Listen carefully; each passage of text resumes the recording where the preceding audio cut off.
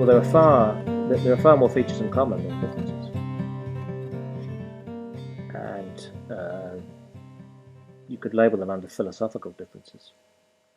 And that both chiropractors and osteopaths have a firm philosophy that they follow. And physiotherapy, I find the philosophical attitudes perhaps less defined. I couldn't define physiotherapy philosophically.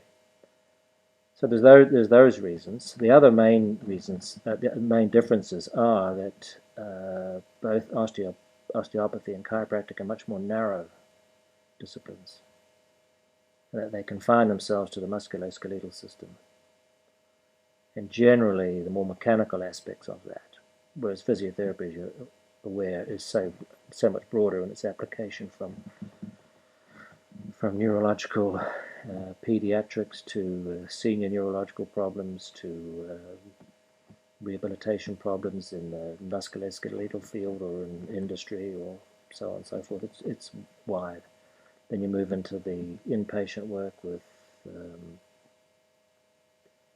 pre- and post-op surgery, intensive care, whole host of stuff. Chiropractic and osteopathy just never, it's not an issue there. They don't cover that at all. So if you looked at the two programs, one is very focused on the area I mentioned, and the other is so diverse that it's hard to put any one area ahead of another. I was a bit ambivalent about physiotherapy at that time, in that I was trying to formulate my own practice. And that when I returned to New Zealand and came to Nelson, I set up as a general practitioner using my osteopathic skills. That is, I saw patients on a primary contact basis, which in 1975 physiotherapists didn't do. I also was a physiotherapist, so I could use the fact that I was a physiotherapist. So I visited the local medical practitioners and told them what I was going to do. And I got a reasonable response from some, but I got a violent reaction from the older practitioners when I told them that I would be seeing patients on a primary contact basis. And they said, "You mean you'll be seeing our patients without our consent?" I said, "Yes, that's right. The patient will decide to come to see me for whatever reason. They've heard that I can do this, that, and the other." And there were several protest meetings within the general practitioners' own group about this practice Monaghan had set up with his wife, who was a practicing physiotherapist. So we had physiotherapy services as well as osteopathic services under the same roof. We called ourselves a physical medicine centre for that reason. So we copped a lot of flack for that, but that didn't matter. We just carried on practicing.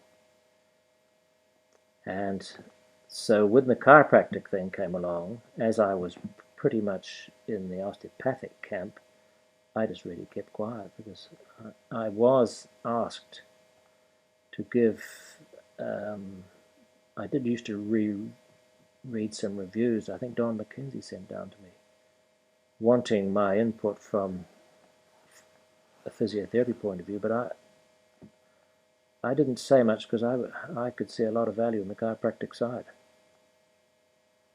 And I knew Rob and all sorts of other people were bringing evidence against it, but I thought they were going about it the wrong way. They were taking the spectacular side of chiropractic, where they were making outrageous claims, or purporting to be making outrageous claims about what they could and couldn't do. But I knew myself, being an osteopath, and that was not the case. I found osteopathic medicine to be so orthodox. In fact, our lead tutors at the school were orthopedic people, traditional medical practitioners, teaching us orthopedics, what we should have been taught as undergraduate to physiotherapy school. And the medicine we were taught was taught by medical people, orthodox medicine. So with that in mind, and some of the chiropractics work that I knew of was exactly the same. Others were way outside that. They were way out of left court. But even within the chiropractic world, they weren't highly regarded. If you look at chiropractic now, it's particularly disciplined in many ways. So I could see no real reason of getting too upset about it, so I sat back and did nothing.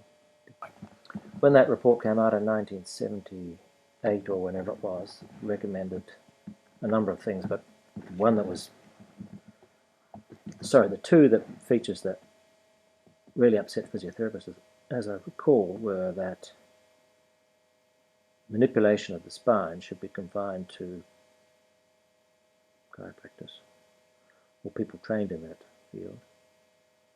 And secondly, that they had access to outpatient department patients. Now, neither of those things came to fruition, but it caused a bit of furore at the time. It was around about that time that I became involved in physiotherapy instruction, and that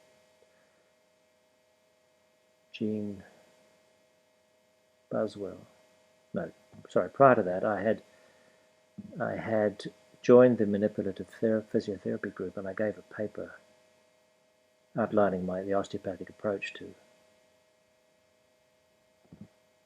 my work at Taupo, and it didn't cause any great interest or concern. But within a year or two, I got a call from Gene Buswell, who had left Rob Mackenzie and was running the first postgraduate program at AIT, as it was then, now AUT, where they had a postgraduate diploma in orthopedics. I forget the term. Anyway, she said, would I come and show her students some techniques?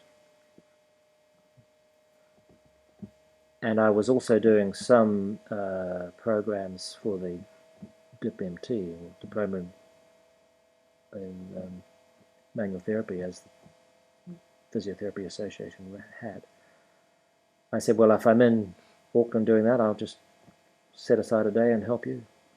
I think that was 1980 or 81. Well, I've been going every year ever since.